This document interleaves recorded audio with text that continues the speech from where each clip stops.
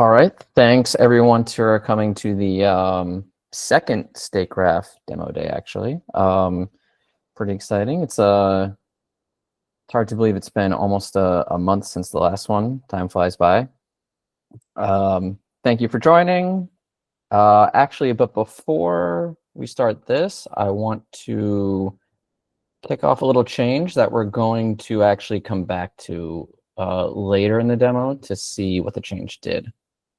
So this is just a little repo I have where you can set variables to make a bunch of random resources. So we'll make an S3 bucket.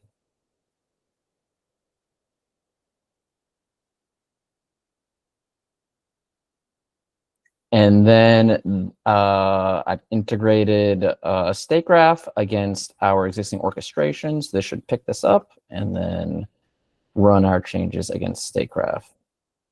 There we go. All right, back to this. So for this demo day, I want to start with a status report, where we are, what we've done since the last one. And then we'll do a demo of our inventory management.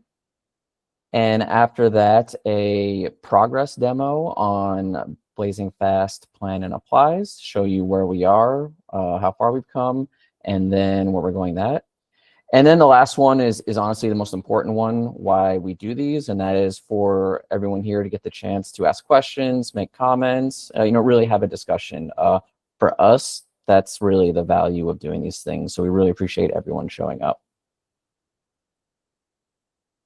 So just to recap the point of Stategraph, two main goals of this is one of them is to provide insights into your infrastructure by being able to store your state and infrastructure information in a database that's queryable and updated in real time. That means you have a lot of information at your fingertips and can do a lot more with that than if your state is stored in a JSON blob, for example. And we can make a lot of correlations across all that data and so on.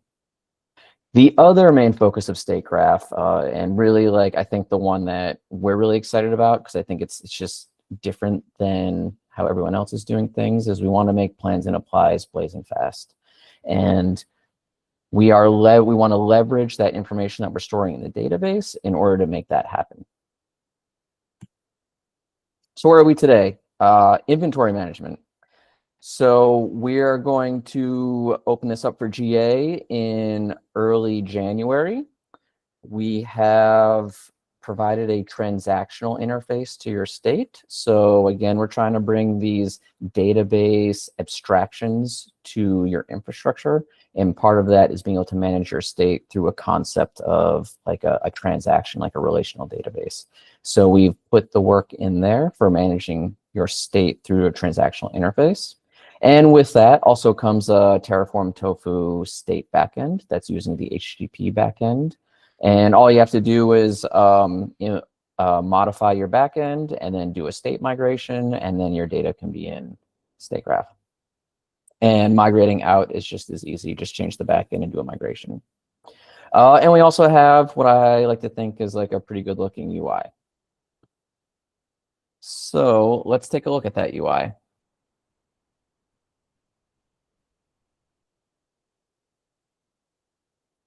In order to understand what we're seeing here, a few concepts. One of them is in the top left here, we have a tenant.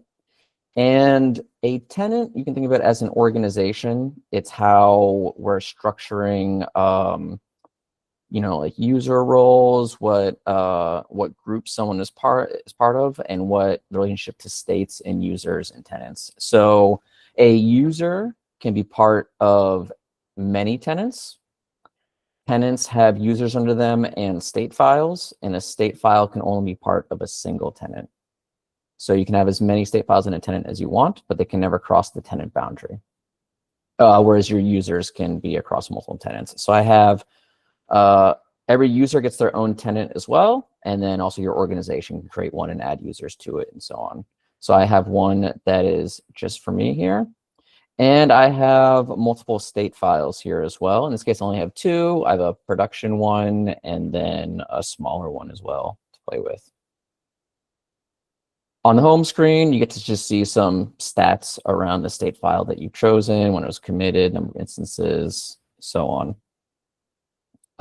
Really, the beginning of what's valuable here is this screen where we're providing a queryable interface to all of your data. So for example, I want to see S3 buckets. I just do that. All this is backed by actually a strong query language underneath, and you can drop down to writing those queries yourself with joins and all that between everything. It looks like SQL, but it's safe. So we apply like filtering and masking and RBAC on top of it. So we're sort of doing like a transformation there to make all that work. So you have strong query capabilities. It's all updated in real time, of course. Anytime you change your state, you can also update your query and see that. With that, that comes things like dashboards. So I just made a simple one here where for all of the different types of resources that are part of the AWS provider in your state file, you can see the count for all of them. And you can graph a whole bunch of stuff and make dashboards with whatever you want. These are updated in real time, of course, as well. Now, let me see if this is finished. So to show the next part, I want to take, I made this change here. Again, all I did was update how many S3 buckets were there. And we have a plan where we added that information. We can see that. And then I turned auto apply on in this case because I don't want to babysit it. So now it's been applied. So we can go back to our UI here and go to the timeline. And we see we have a transaction from 2 minutes ago. We actually have two. That's because Terraform sometimes does multiple state writes for what it's working on. So we have two of them that will correspond to each write that Terraform did. And we also have some metadata here. So one cool feature we have, which is when you create a transaction, you can add some metadata to it. And in the case of our Terraform integration, we add that this change came from a pull request.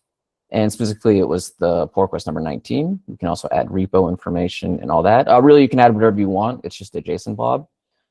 And it's all configurable.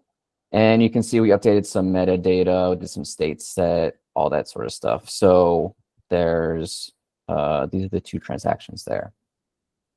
So you can really accomplish a lot with this and see what's happened. For example, this will also have strong query capabilities as well, where you can do SQL and all that on top of it. So for example, if you have an outage, you can go back to your transactional timeline and say, okay, well, what happened around that time? And then also what resources were updated? Is there a correlation there, something like that? So you'll be able to do all these things. So going back here, so that's inventory management. As I said, we're going to open that up for GA in early January. Self-hosted, SaaS, and we're looking forward to feedback from that. So the other part, part two, is we haven't just been working on inventory. We've also been working on making plan and apply faster. So when we started working on all this, we laid out kind of like a roadmap of the steps that we thought we'd have to execute on in order to succeed here. And it was 8 total. And you can see the first 5 we've hit. So did some R&D and prototypes, fleshed out the database representation, state backend, inventory APIs. We're very API forward, of course, and also a UI as the foundation for future things. And all these are sort of waypoints that you kind of have to hit along the way to actually accomplish what we want to do. So it makes sense to offer inventory APIs because we need all the state there anyways, so that's useful. Now, the next part is what we call coning and reification. And this has to happen across 2 sets of data. First is HCL. So we're going to be backwards compatible with Terraform and Tofu HCL. So we need to be able to understand HCL and apply these operations on it. And we need to apply those same operations to state files. So what is coning and reification? Well, let's whether you consider this HCL or a state file, doesn't really matter. We have some resources and some connections between them. And let's say that you updated DynamoDB, the DynamoDB resource. So we have two cones here. One is what we call the upper cone, and the other one's called the bottom cone. So the bottom cone here are things that if DynamoDB changes, then the things in the bottom cone might possibly change, and we need to execute those with DynamoDB. So in this case, we do the bottom cone on DynamoDB, and we say we have the AWS instance there. So when we reify our HCL and our state file in order to do this operation, we need to include the AWS instance along with the DynamoDB. Now we also have what we call the top cone. So if you take an AWS instance and DynamoDB and you look up on the things that it depends on, then we have other resources. We have VPC, RDS, IAM role. Now you might think, well, don't we have to write the whole state file and operate on all of the HCL because everything is interconnected here and they all depend on each other? So how can I run DynamoDB if it depends on IAM role? And similarly, how can I do AWS instance if it depends on VPC and RDS? Well, through coning, we know that the IAM role and VPC and RDS will not change if the DynamoDB changes. So we don't actually have to reify those things in our state and our HCL. We know what DynamoDB depends on from IAM role, the specific pieces of it. And when we reify our HCL and our state, we can statically put those dependency values into the definition of the state file and the HCL, ignoring the actual dependency altogether. So that way, we only have to operate on DynamoDB and AWS instance. Now, when we merge the resulting state back in, when we actuate this, we have to undo those things and make sure that the state is merged in properly, but that's all quite doable. Now, in this picture, it all looks easy, but this is actually really hard. The main challenges are around one being how much Terraform we have to evaluate in order to understand all these things, all these connections. If you're using modules and variables, we actually break through the module boundary and sort of flatten everything out, make it wet, and then understand what the connections are there. Another big challenge here is things like for each and count. If you modify just one piece of a set and you have a for each, we actually have to go through and evaluate what the changes at the set level in order to understand which piece of the for each was changed. So we don't have to bring everything back in. So if you are managing, 1,000 S3 buckets through a single for each, but you modify one of them, or you add one to your for each, you shouldn't have to redo the whole thing. We should be able to pull out the single one and then bring it back. So I want to show some progress that we made here. So I have a small, simple state file. I'm sorry, it's a Terraform file. It's really nothing too special. I have an AWS, some custom endpoints, a DynamoDB in there, EC2 role, DynamoDB policy, etc. And there's some interconnectedness there as well. Now, just to show I don't have any cards up my sleeve, there's nothing in this desk directory.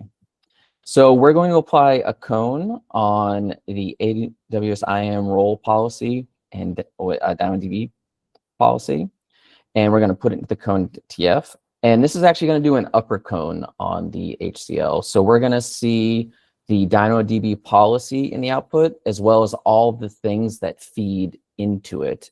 So then we could perform like a plan, for example, and that'll work correctly. So let's run that. Let me go. We don't output particularly pretty code, so let me fix that.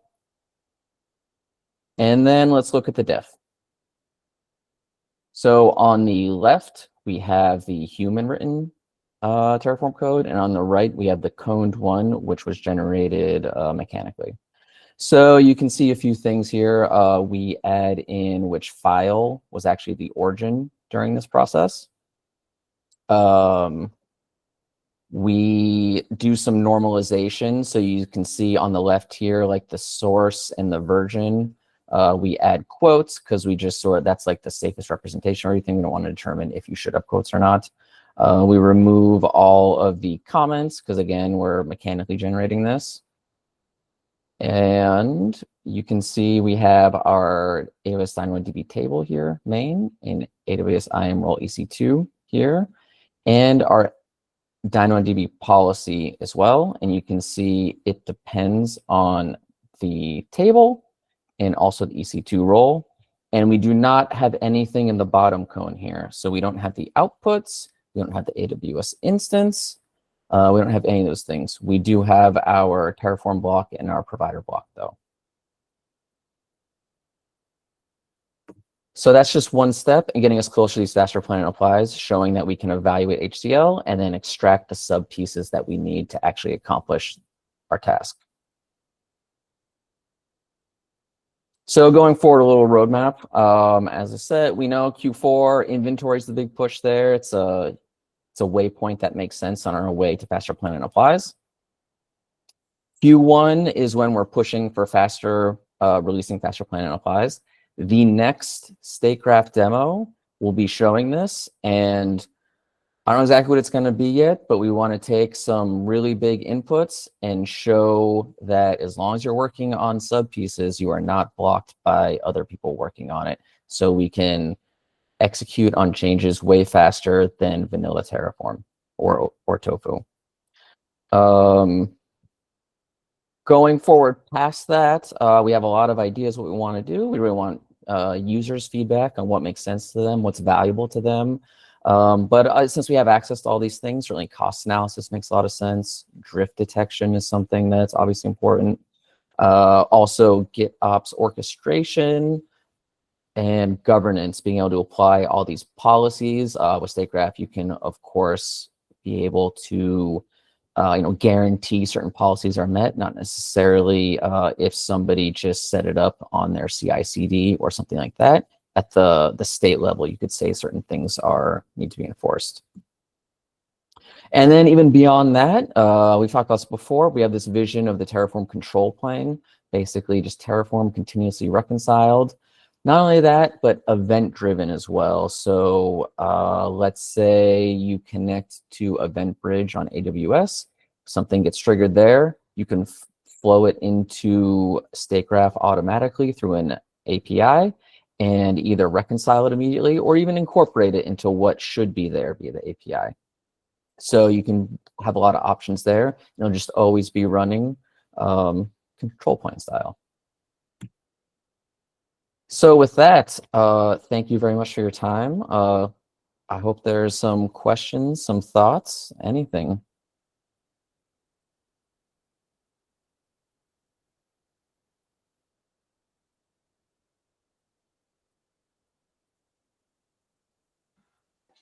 Yeah, Rashad, did you want to ask a question?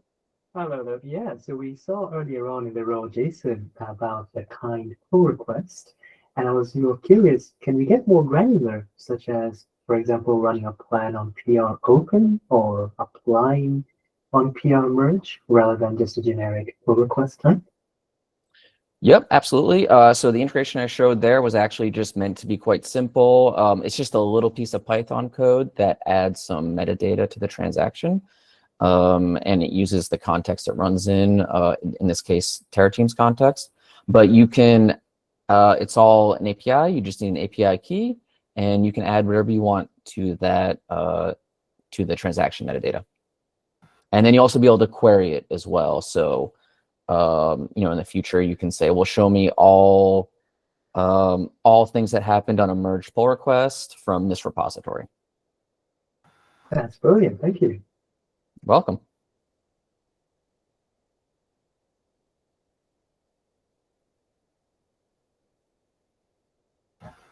If there isn't anything immediately, I did have another question, and this was just about parallelization. So one of the big things, at least on the GitHub side of things, I know this was on your coming event soon page, but one of the things that's always annoying with GitHubs, especially with GitHub Actions, is PRs often override each other, and you have to set up some kind of PR logs akin to Atlantis or similar to ensure that any changes that go in are done sequentially, and that can be a little bit of a headache at times. With this approach, given that you have this coding and you're doing it a little bit more in a way that's not just generically block this PR, but it's a little bit more controlled, you can see that, oh, this particular resource is going to be modified. So we only care about this particular one and downstream dependencies. Does that play into it on the GitHub CI level as well? Yes. So again, since we're applying this transactional concept, when you use like Postgres or something, like you expect like your transaction is going to actually be quite, you're going to execute it and commit it as soon as possible. And that's not quite the same in the Stategraph world. The idea is a conceptual transaction could span like as long as from the opening of the PR to the final decision to apply the change. And in that sense, once you decide, hey, I have this plan, it looks good. Now the plan is associated with a transaction and I want to commit the transaction, which corresponds to applying it. Then we can do all the checks that your relational database does, where it says, well, actually, these things that you're modifying in your transaction have been modified by another transaction, and you actually need to recreate the transaction in order to go forward because you have a conflict there. Gotcha. And that will be similar in execution to, I guess, a stale plan, but a little bit more granular in that it's actually looking at the resources being modified rather than the state file as a whole. Yeah, exactly. So what I've showed with the state backend is really kind of, it's just an easy way to get your state into Stategraph. Once we get to the plan and applies, though, it becomes more of a holistic approach where the actual act of planning will involve Stategraph to some degree to say, all right, well, here's the thing I want to plan. And then Stategraph will analyze and be like, okay, well, I understand what you're planning and what the changes are. And now I can start building out this transaction over the longer period of time, not just for when the state backend is running. Gotcha. Thank you. Welcome. All right. Peter has a question. Peter? Yeah, hey, I was curious if we could go into a little more about what you were thinking on that along that role playing idea there. We have some use of cross-playing that we're not super happy with. That something like this sounds. I was kind of already thinking along these lines about allowing certain bits from other, not just Terraform itself, but from like an operator or something like that to control bits of infrastructure. That seems really appealing. I was just curious if you had any thoughts down that line. Yeah, so there's definitely different levels of the control plane idea. The current Q1 delivery is actually going to run, basically it's replacing your Terraform plan, Terraform apply, but it's going to do Stategraph stuff, but it's still actually running like wherever you would run that Terraform plan and apply. So if you're in CI/CD, it's going to run the same place. There's no real difference. It's just sort of like the underlying magic happening. The idea with the control plane, at least the initial one, is like, well, let's move that compute someplace else so that we can just always be doing it and just depend on this external event making it happen. So rather than seeing it as a batch job, it's just this continuous event. But making use of all your Terraform providers, all that stuff, so you don't have to like switch and rewrite everything. It all just sort of happens. The next level ideas there, of course, is like around APIs to be event driven and so on. But then even the next level too is being able to incorporate different things you might want to do other than just Terraform. And what exactly that looks like, I mean, we're talking like quite a bit in the future, like hopefully 2026. What that looks like, unclear. But really the idea of, well, like this works really well, but maybe the provider isn't doing exactly what we want and it's not fast enough for what we're doing with like this constant reconciliation. How about we like be able to replace it with something else that has the same semantics, but integrates better into this whole view of a control plane? Cool, thanks. Yeah, you're welcome. Amazing. Any other questions from the group? No? Okay, if not, we are working with some launch partners as we speak. So we're very excited about those partnerships. So thanks folks for engaging on that front. We appreciate the support. And then in terms of just, I guess, release, Malcolm, do we already have sort of a lightweight release plan for things like inventory management, or yeah, how can people kind of stay abreast of those changes or opportunities?